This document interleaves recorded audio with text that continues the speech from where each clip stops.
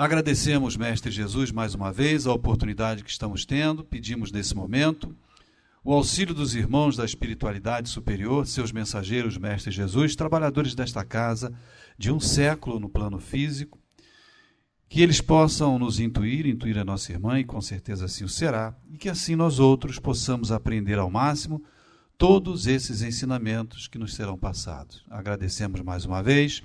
Que assim seja, Mestre Jesus, em seu nome e em nome de Deus Todo-Poderoso. Que assim seja. Ângela Maria. Eu não vou cantar. Não sou cantora. Vamos lá. Eu trouxe para a gente falar sobre felicidade e infelicidade. Todos nós queremos ser felizes, mas normalmente nós nos deparamos com a infelicidade.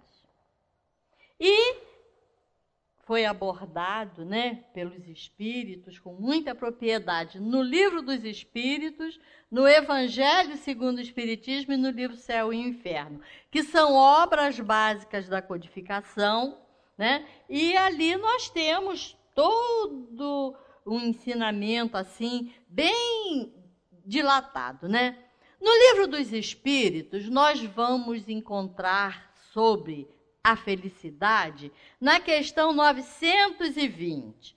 Kardec perguntou aos espíritos: o homem pode gozar na Terra de uma felicidade completa? Será que a gente vê gente totalmente feliz aí na Terra? Difícil, Não, pois a vida lhe foi dada como prova ou expiação. Mas dele depende, quer dizer, do homem, do ser humano, depende abrandar os seus males e ser tão feliz quanto se pode ser na Terra. A Terra é um planeta de provas e expiações. Aqui não nasce espírito evoluído, espírito já pronto para ser feliz, não. Normalmente os espíritos bem evoluídos que aqui nascem, como Jesus, uma Mahatma Gandhi, uma Madre Teresa de Calcutá e outros tantos liminares aí que nós temos, na nossa humanidade, eles vêm numa missão para demonstrar as leis de Deus, como a gente deve se pautar aqui no nosso dia a dia, mesmo sendo espíritos ainda inferiorizados, espíritos atrasados, mas que com certeza vamos evoluir, porque nós fomos criados simples e ignorantes, ou seja, quando nós fomos criados, quando nós saímos da mão do Criador, nós não tínhamos noção nem do bem, nem do mal. Éramos simples e ignorantes. E com o caminhar, do tempo, dos mergulhos na matéria, através das reencarnações, nós vamos acertando ou errando. Se nós acertamos, nós vamos ficar em paz, nós vamos ficar tranquilos e vamos alcançar a felicidade, mesmo que relativa. Mas se a gente bate pé firme e se mantém errado, a gente vai sofrer as consequências dos nossos atos, Na questão 921,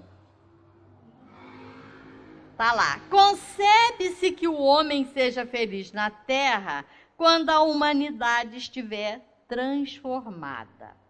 Mas, enquanto isso, não se verifica, pode cada um gozar de uma felicidade relativa, a gente sempre querendo dar um jeitinho de buscar a felicidade, E os espíritos responderam, O homem é, na maioria das vezes, o artífice de sua própria infelicidade. Quanto mais errar, mais sofrer. Quanto mais acertar, felicidade vai ter, Praticando a lei de Deus, ele pode poupar-se a muitos males e gozar de uma felicidade tão grande quanto o comporta a sua existência num plano grosseiro. Então, vai ser uma felicidade realmente relativa. Olha só, eu trouxe um caso para vocês. É sobre a ousadia. Havia uma terra onde todos os habitantes, durante muitos anos, muito tempo, tinham se acostumado a utilizar muletas para andar. Já ouviram falar nisso? Pois é, nesse lugar aqui havia isso. Tinha que andar de muleta. Então, desde as mais tenra idade, todas as crianças eram ensinadas a usar devidamente as suas muletas para não cair e cuidar dela para que não se estragasse. Mas um dia, um jovem inconformado começou a pensar que seria possível prescindir de tal complemento. E, quando expôs a sua ideia aos anciãos da terra, os seus pais, professores e amigos, todos lhe chamavam de louco. Não vês que sem muletas você cairá? Que grande atrevido você é! Mas o jovem continuava a pensar no assunto. Ele não desistiu, não. Ele estava buscando alguma coisa diferente. Aproximou-se dele um ancião e lhe disse: como podes ir contra as nossas tradições? Durante anos e anos, todos temos andado perfeitamente com essa ajuda. Sentimos-nos mais seguros e fazemos menos esforço com as pernas. Como se Deus não tivesse criado as nossas pernas para caminhar, né? É uma grande invenção. Quer dizer, as muletas eram o top, né? Meu amigo, não pode jogar fora todo o saber e tradição dos nossos antepassados, que nos ensinaram a fazer e utilizar as muletas.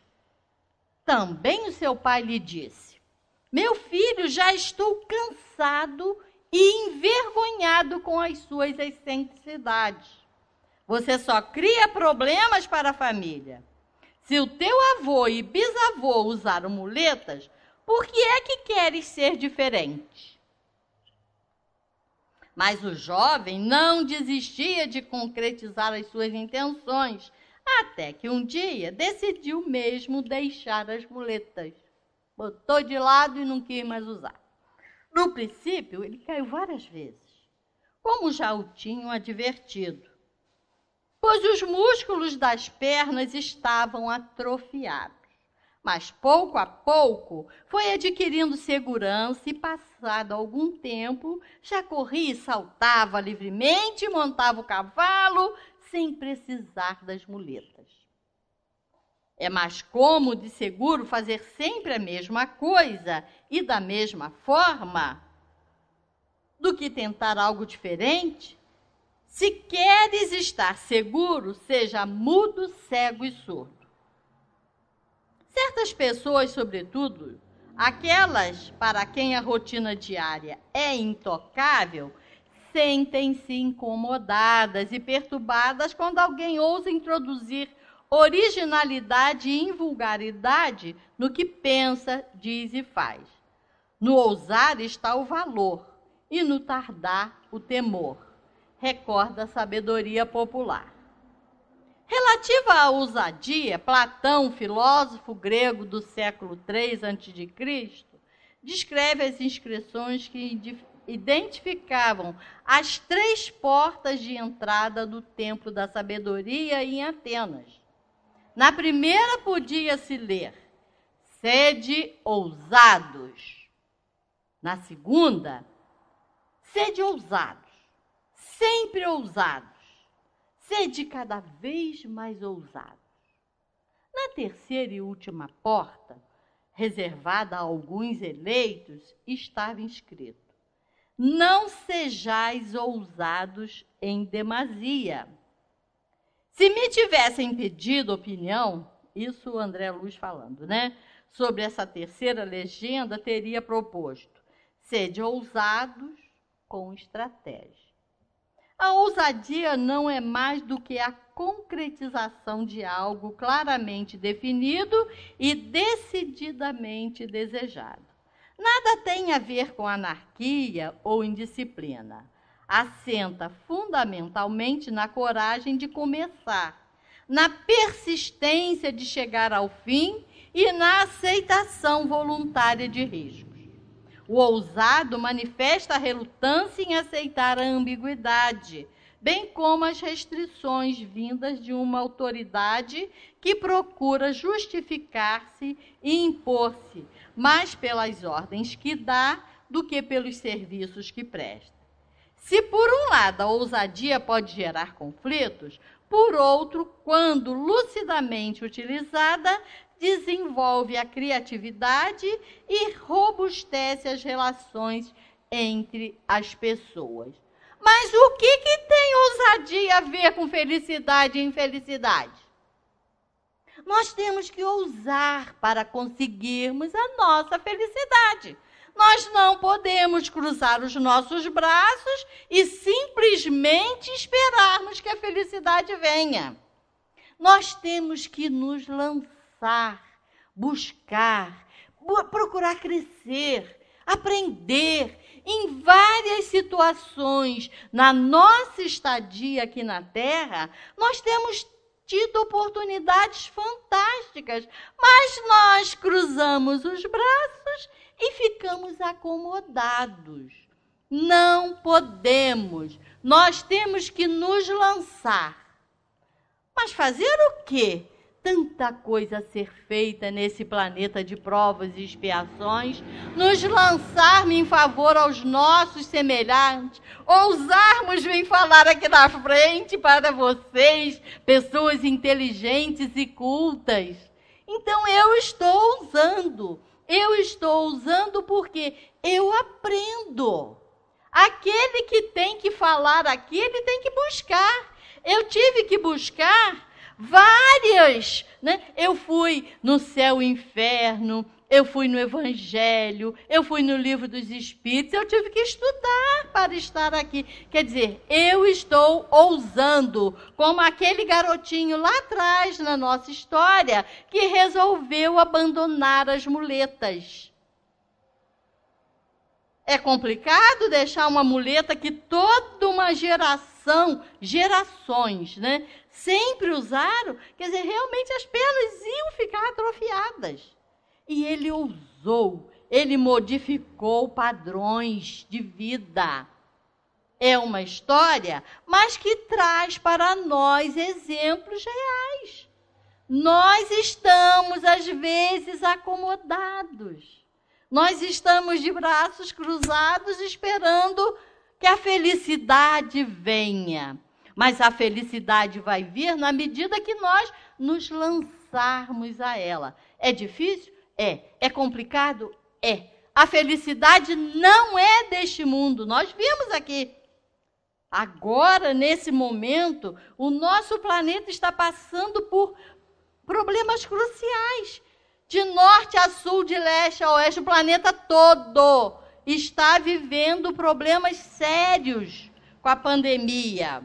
Agora, se nós cruzarmos os nossos braços, a pandemia vai me pegar, eu vou ficar quietinha. Eu tenho que ousar, eu tenho que tomar a minha vacina, eu tenho que fazer a minha parte. Usar o álcool, lavar muitas mãos. Agora, cruzar os braços, não. Ficarmos ociosos, não. Nós temos que fazer a nossa parte. Continuando, né? Na 921, eu acho que eu já até li, mas eu vou voltar a ela. Concebe-se que o homem seja feliz na Terra quando a humanidade estiver transformada. Como é que a humanidade vai se transformar se nós ficarmos de braços cruzados? Se nós não fizermos a nossa parte nesse trabalho que compete a cada um de nós. Nós somos os transformadores da humanidade. A humanidade somos nós.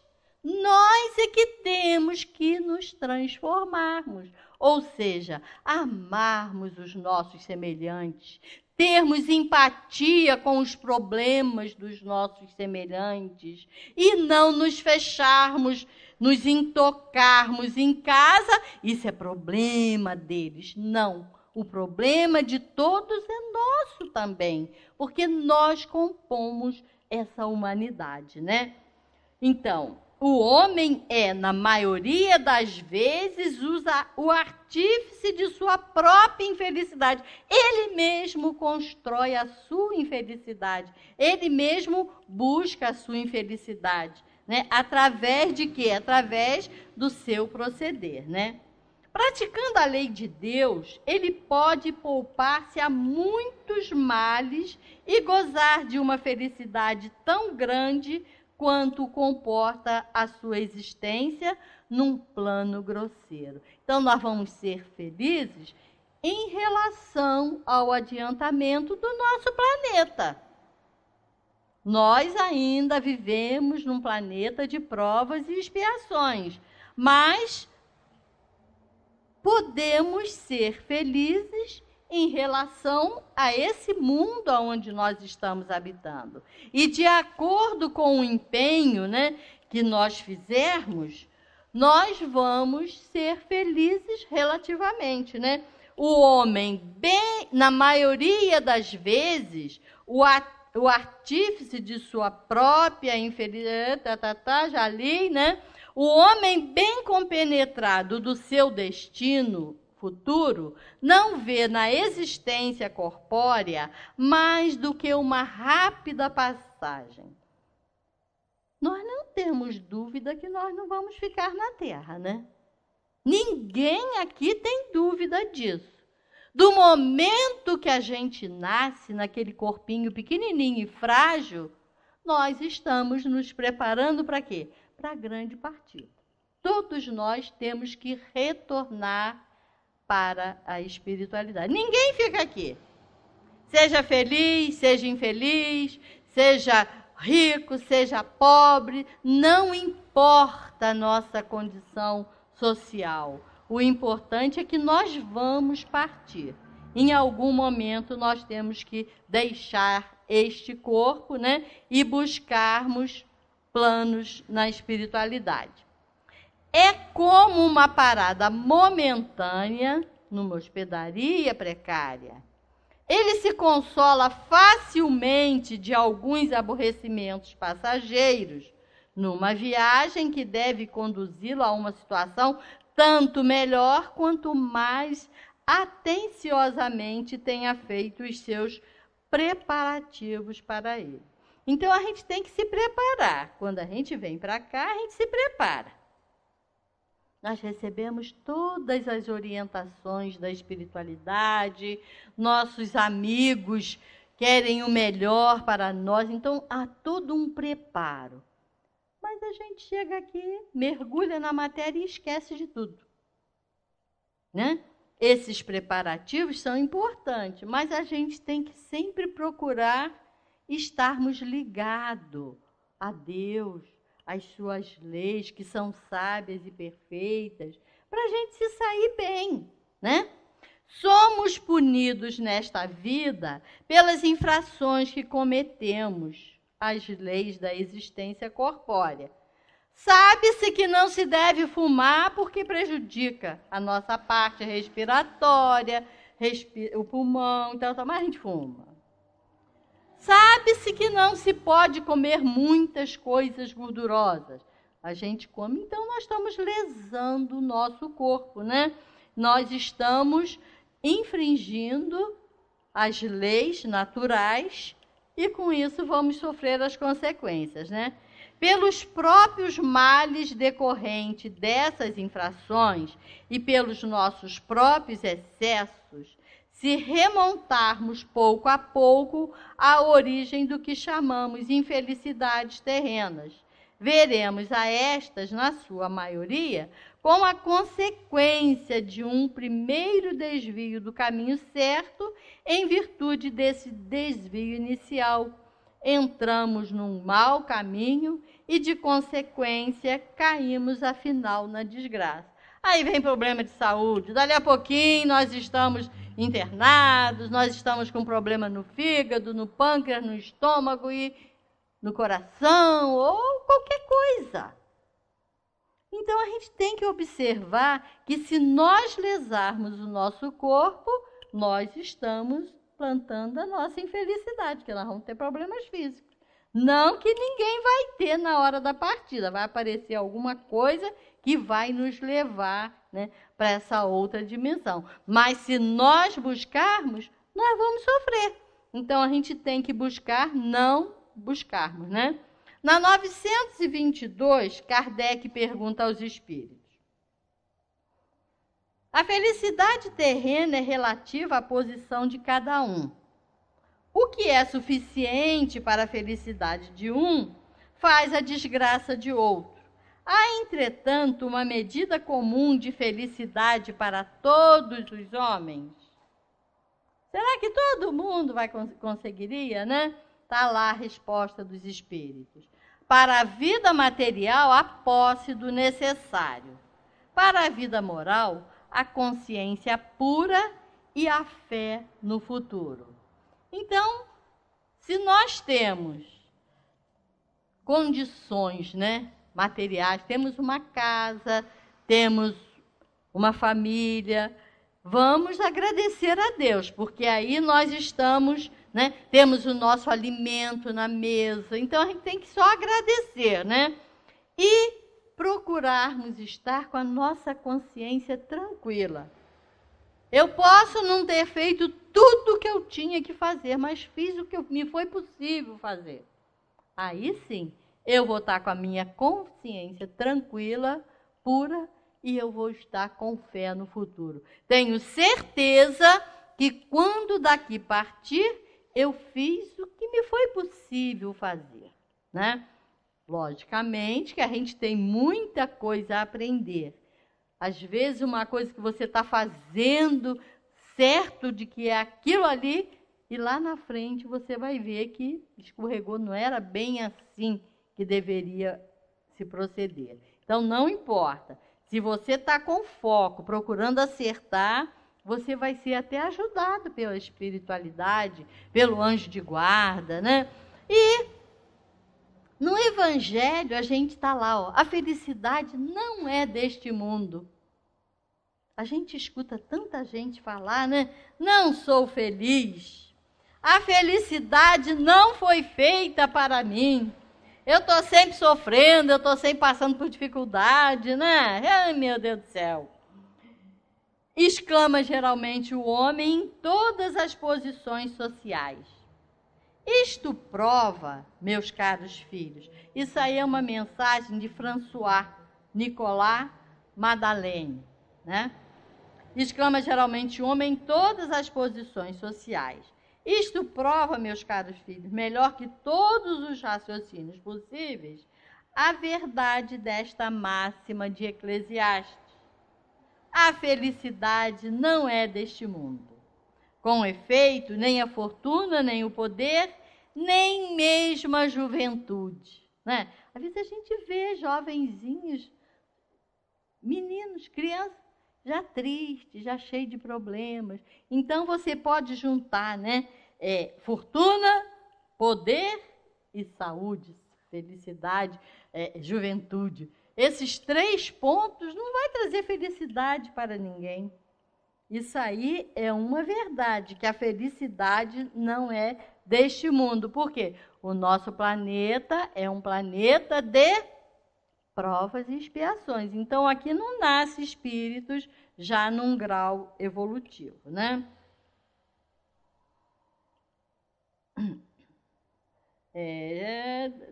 Essas 3 condições, né, tão cobiçadas, pois que ouvimos constantemente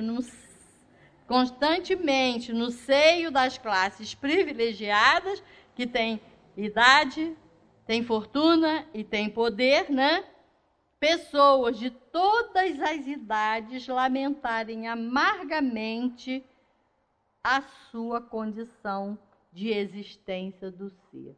Então, a gente vê em todas as áreas, pessoas passando por problemas. Seja rico ou seja pobre, não importa, cada um passando pelas dificuldades, né?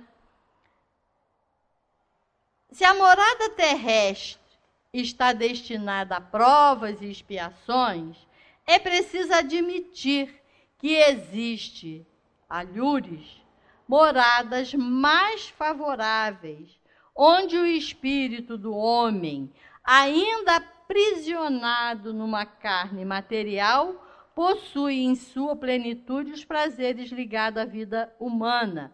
Por isso, Deus semeou no vosso turbilhão esses belos planetas superiores, para o qual vossos esforços e vossas tendências vos farão gravitar um dia, quando estiverdes suficientemente purificados e aperfeiçoados.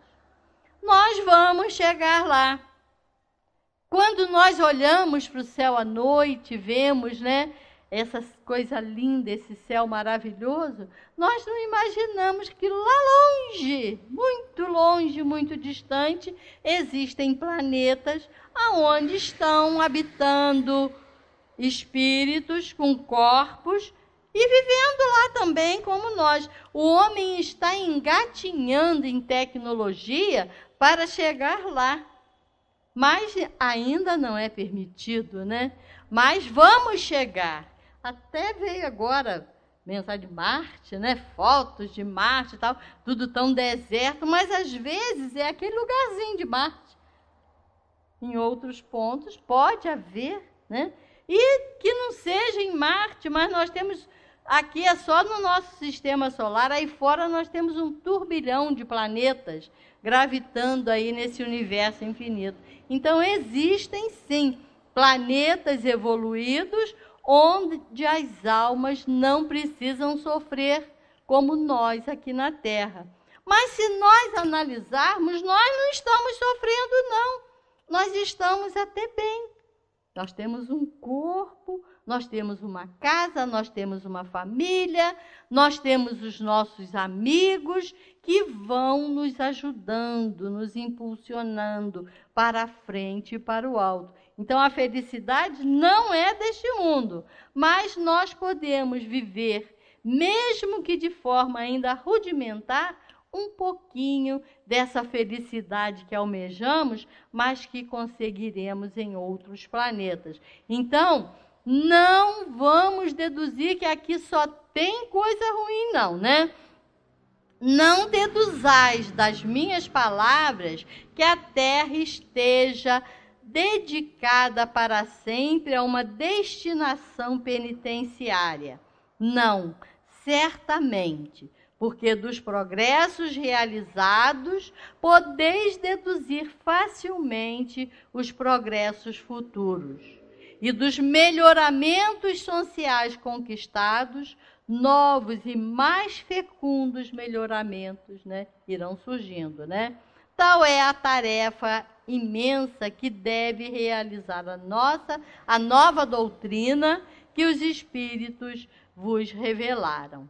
Olha só, nós temos que ter certeza que o nosso planeta hoje é de provas e expiações, mas ele está transformando. Ou seja, nós estamos transformando para que a Terra daqui a pouco seja um planeta de regeneração, aonde as coisas vão estar um pouco melhores.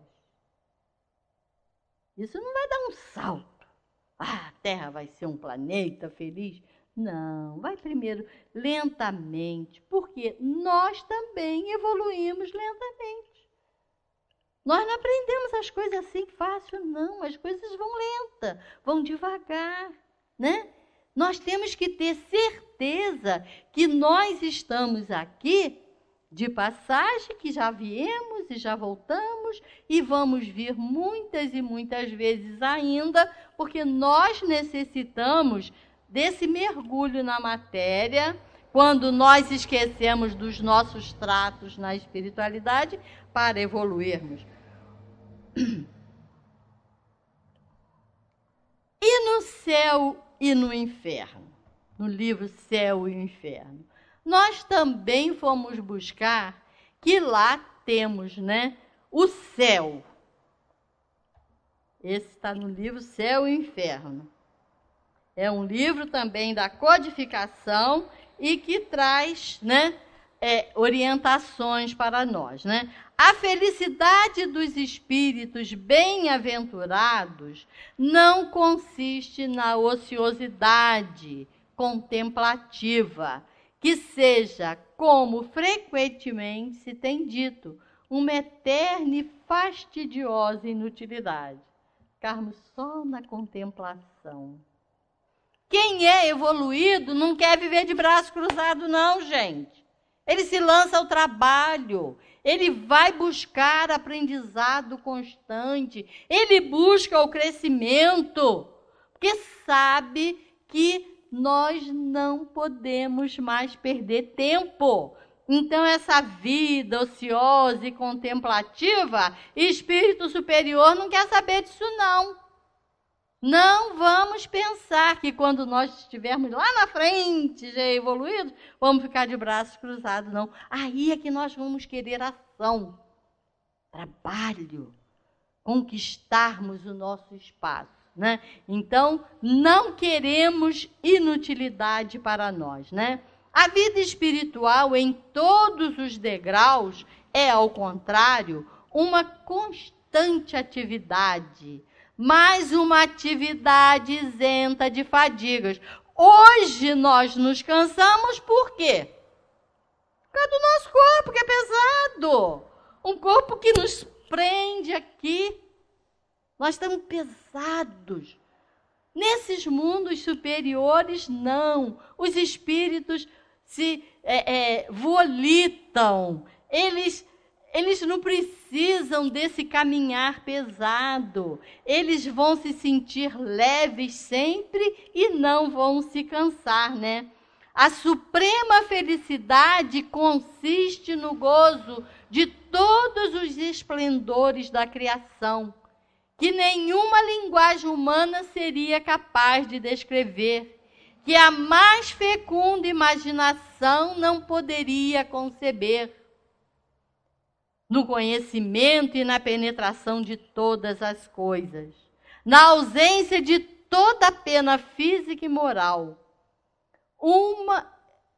em uma satisfação íntima, uma serenidade da alma que nada altera, no amor puro que une todos os seres. Olha só, eu tenho outra história para contar para vocês. É sobre o povo da caverna. Havia uma caverna no subterrâneo com uma única abertura para o mundo exterior. Observem bem essa história, porque ela é interessante, né? Dentro dela, seres humanos acorrentados pelas pernas e pescoços, vivendo na semi-escuridão.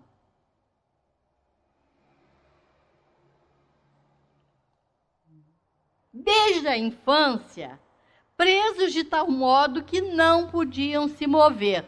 Presos. Olha que situação triste. Tais homens, verdadeiros prisioneiros, ficavam de costas para a abertura da caverna e só podiam olhar para a frente, onde havia uma parede, pois eram impedidos de virar a cabeça por causa das correntes. Eles ficavam presos ali, não tinham como se mexer. A única luz que viam era proveniente de uma fogueira que ardia ao lado de fora da caverna e que projetava para o interior sombras de pessoas e objetos que passassem entre a fogueira e a entrada da caverna. Assim, os prisioneiros acreditavam que as sombras que viam era a única verdade, a realidade do seu mundo. Em certo momento, um dos prisioneiros... Tem sempre aquele mais ousado, né? Em certo momento, um dos prisioneiros foi libertado das correntes e trazido para fora da caverna. No seu processo de adaptação à nova realidade, precisou acostumar-se com a claridade do fogo e a visão de um novo mundo. Viu primeiro as sombras no chão, depois os reflexos dos homens e objetos na água, e então fitou-os diretamente. Depois viu o céu, o sol, pôde raciocinar sobre eles, tocou em objetos, pisou o solo e olhou para todos os lados. Descobriu fatos e coisas nunca antes imaginados. Uma nova realidade. Passado algum tempo, maravilhado com o grande processo de mudança que tinha vivido, lembrou-se dos companheiros das cavernas. Era importante dar aos demais prisioneiros a oportunidade de descobrir outra realidade. Mas sua missão não foi fácil. Está que nem nós, né? Nós recebemos da espiritualidade essa maravilha que é a doutrina espírita. Eles vieram através dos médiuns e nos legaram esse fato maravilhoso que é a doutrina espírita. E esse prisioneiro também. Ele foi lá fora, viu as belezas da natureza, ele viu o sol, viu a luz, viu a água, viu tudo que era lindo. E ele quis voltar rápido. Então é como os espíritos vieram até nós nos trazer essas maravilhas da espiritualidade, né? Era importante dar aos demais prisioneiros a oportunidade de descobrir outra realidade. Mas sua missão não foi fácil. Por sua dificuldade em acostumar-se novamente à semi-escuridão, porque ele viu a luz, ele viu tudo bonito lá fora, e tinha que voltar para a caverna e enfrentar a escuridão, né? E interpretar as sombras com a mesma habilidade, passou a princípio a ser ridicularizado pelo grupo. Os prisioneiros da caverna ainda acreditavam na sua realidade e concluíram que o prisioneiro libertado voltava enxergando menos que antes. É lógico. Ele voltou para a escuridão e não estava enxergando mais nada. Contando estranhas histórias sobre uma realidade impossível. Julgavam ser melhor não sair da caverna, não rejeitar as sombras tão familiares em troca de um mundo melhor, porém desconhecido. Apesar das dificuldades, o iluminado enfrentou com paciência e determinação sua missão, compreendendo as resistências impostas por seus companheiros e mantendo-se firme na busca pela evolução e pelo descobrimento de coisas novas para ele e para os seus semelhantes.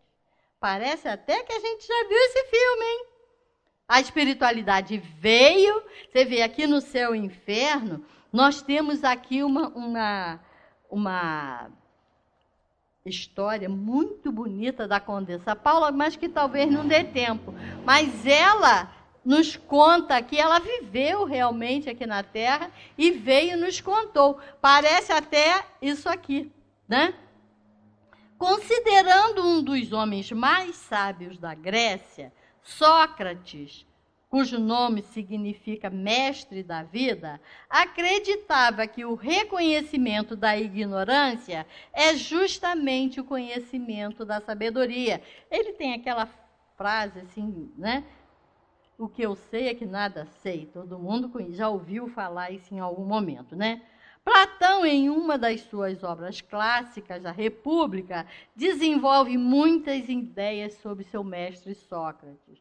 No livro 7º, que contém a parábola da caverna, essa que nós estamos contando, somos levados a refletir sobre a missão de todos aqueles que estão em constante desenvolvimento e se propõem a superar as barreiras existentes nos processos de mudança. Para a gente mudar, a gente tem que buscar alternativas, tem que se lançar. Nós temos que ousar.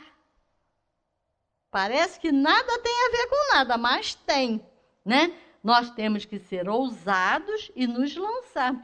Essas pessoas que viviam na caverna estavam ali como cegos, realmente cegos, né? Escrita há cerca de 2.500 anos, a parábola da caverna constitui um ótimo modelo de perseverança e vontade de melhorar.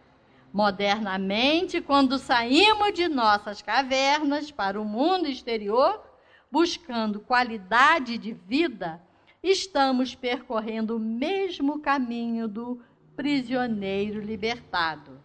Da mesma forma, quando retornamos à caverna, para motivar nossos colegas, devemos estar preparados para enfrentar as barreiras, as mudanças e os comportamentos conservadores que preferem as sombras conhecidas à nova realidade fora da caverna. É um momento para nós refletirmos sobre nossos progressos e nossa missão como agentes de mudança e de encorajar pessoas. Devemos reconhecer o quanto já percorremos até aqui. Apesar disso, a lição do Mestre da vida deve servir como alerta para o nosso constante aperfeiçoamento. É preciso sempre querer saber mais e, sobretudo, partilhar. Eu, quando li essa história aqui sobre o povo da caverna, eu achei assim muito interessante. Eu achei interessante porque realmente, quando nós mergulhamos na matéria, nós ficamos prisioneiros. Nós ficamos presos a um corpo que nos limita muito. Mas é necessário sonhar. É necessário buscarmos o nosso crescimento espiritual. E nós temos essa alavanca fantástica que é a doutrina espírita. Não está no planeta por acaso. Não veio fora de época, está no momento certo.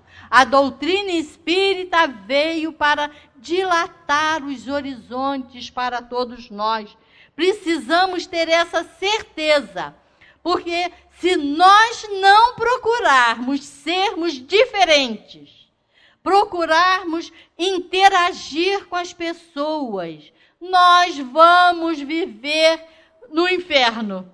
O inferno em todos os tempos, o homem acreditou, por intuição, que existia vida futura. Que ele deveria ser feliz ou infeliz em razão do bem ou do mal que faz neste mundo. Apenas a ideia de que disso faz está em relação com o desenvolvimento do seu senso moral. E as noções mais ou menos justas que tem do bem e do mal. As penas e as recompensas são o reflexo dos seus instintos predominantes. Assim é que os povos guerreiros colocam a sua suprema felicidade nas honras prestadas à bravura. Os povos caçadores na abundância da caça. Os povos sensuais nas delícias da volúpia, enquanto o homem está dominado pela matéria, não pode senão imperfeitamente compreender a espiritualidade. E é por isso que ele faz das penas e dos gozos futuros um quadro mais material do que espiritual. Ele imagina que se deve beber e comer no outro mundo, mas melhor do que aqui na terra, e de melhores coisas.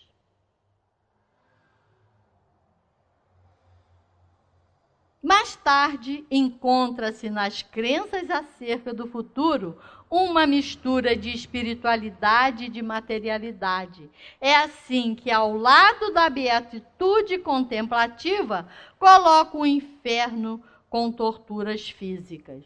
Então, observem se nós não estamos nisso aí. A gente acha que o céu, nós vamos ter boas comidas, né? Vamos só ter coisas boas.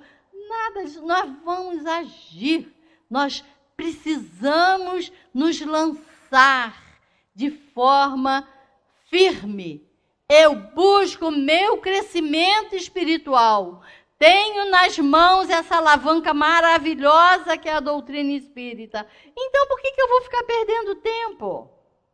Aonde quer que estejamos, sejamos amigos, sejamos companheiros, sejamos solidários. É fácil? Não, nós ainda estamos muito presos às coisas materiais. Mas se nós nos preocuparmos com os nossos semelhantes, a coisa vai começar a melhorar. Nós vamos ter um mundo melhor, nós vamos ter um mundo de regeneração. E a felicidade, com certeza, virá.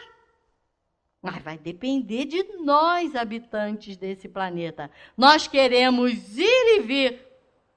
Nós queremos nascer e renascer, ajudando esse progresso aqui da Terra. Mas depende da gente. Olha só, a Condessa Paula, eu ainda tenho uns minutinhos, vai dar. Era uma jovem mulher, bela e rica. Isso está no livro Céu e Inferno, tá? Ela viveu 36 anos. Era uma dessas criaturas cuja morte põe em todas as bocas as seguintes palavras: por que Deus retira tão cedo pessoas como essa da terra? Porque ela era uma pessoa boa, doce, amiga. Ela nunca deixava de pagar aos seus subordinados, aos seus trabalhadores da sua casa, antes que qualquer coisa. Ela estava sempre preocupada, porque ela sabia das dificuldades que todos que dependiam dela passavam, das limitações que tinha. Então, era uma boa pessoa e era uma condessa. Ela podia estar preocupada só com ela, era rica, bonita, tinha família ilustre, mas era um exemplo completo de todas as virtudes. Evocada 12 anos. Olha só, não foi logo depois, não. 12 anos. A gente acha que 10 anos, 12 anos, será? 12 anos depois da sua morte, ela foi chamada num parente que foi iniciado no Espiritismo. E deu a seguinte comunicação, respondendo a diversas perguntas que lhe foram feitas. Foram tiradas desta comunicação, dada em língua alemã, os tópicos que interessam o nosso assunto, deixando-se de lado os de interesse da família. Olha só, ela diz: tens razão, meu amigo, de pensar que sou feliz. Eu sou, com efeito, além de tudo o que se pudesse conceber, e não obstante, estou ainda longe do plano superior. Ela tinha vivido na Terra, num planeta de provas e expiações, mas ela vislumbrava planos espirituais maiores. Eu pertencia aos felizes da Terra, pois não me lembro de ter experimentado nenhum sofrimento real. Juventude, saúde, fortuna, homenagens, eu tinha tudo que constitui a felicidade entre vós. Mas o que é essa felicidade ao lado da que se encontra aqui? Que são as vossas festas mais esplêndidas, em que se exibem as mais ricas joias, comparada às assembleias dos espíritos que resplandecem de uma luz que os vossos olhos não poderiam suportar e que é o apanágio da sua pureza. Então, ela vai declinando ponto a ponto da grandeza que é, né, da oportunidade, né, de estar buscando o crescimento. Era uma mulher, mas aí vocês vão me perguntar, né? Ela nasceu rica, ela nasceu boa, ela tinha uma família. Será que Deus deu isso a ela de mão beijada? Ela conquistou através de vidas passadas esse patamar de ter essa tarefa junto aos seus subordinados. Ninguém nasce em famílias, né, abastecidas por acaso. Vem numa tarefa. E ela soube desempenhar com maestria aquilo, né, que lhe foi proposto, né? O que são os vossos palácios e os vossos salões dourados ante as moradas aéreas? O vasto campo do espaço matizado de cores que fariam empalidecer o arco-íris. Que são os vossos passeios, passo a passo, nos parques, ante a viagens, através da imensidão, mais rápidas do que o relâmpago. O que são os vossos horizontes limitados e carregados de nuvens, ante o grandioso espetáculo dos mundos a se moverem no universo sem limites, sob a poderosa mão do Altíssimo. Então a gente vai vendo, passo a passo aqui, a beleza da comunicação dessa mulher, dessa condessa, né, que morreu em 1851, aos 36 anos, né, e a gente vê quantas pessoas não observam uma beleza de uma flor. Nós temos que parar e ver a grandeza que nós temos nos cercando.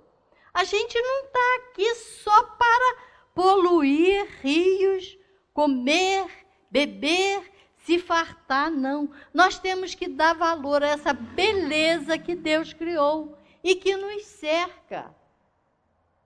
É importante nós estarmos atentos a esses detalhes.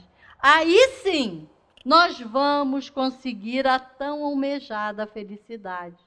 Nós vamos ser felizes. Nós estamos aqui para buscarmos a felicidade. E vai depender de cada um de nós. Ninguém é feliz por mim ou pelo Abel. Cada um de nós vai ser feliz na medida que se esforçar. Ah, eu sofro muito.